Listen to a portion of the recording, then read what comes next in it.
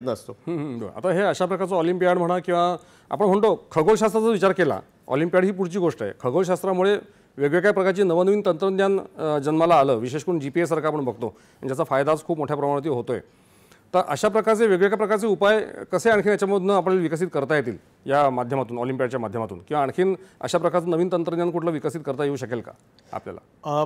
आपण ज्या मोठ्या मोठ्या प्रोजेक्ट्समध्ये सध्या सहभागी होतोय, म्हणजे लायगो इंडिया सारखा प्रोजेक्ट भारतामध्ये आपण का करतोय, की किंवा 30 मीटर टेलिस्कोपचे रिलेटेड आपण सहभागी का होतोय, की त्याच्यात असे मोठे टेलिस्कोप बनवण्यासाठी आपल्याला नवीन तंत्रज्ञान निर्मिती करावी लागणार आहे आणि त्याच्यावर बरंच काम करावं लागणार आहे.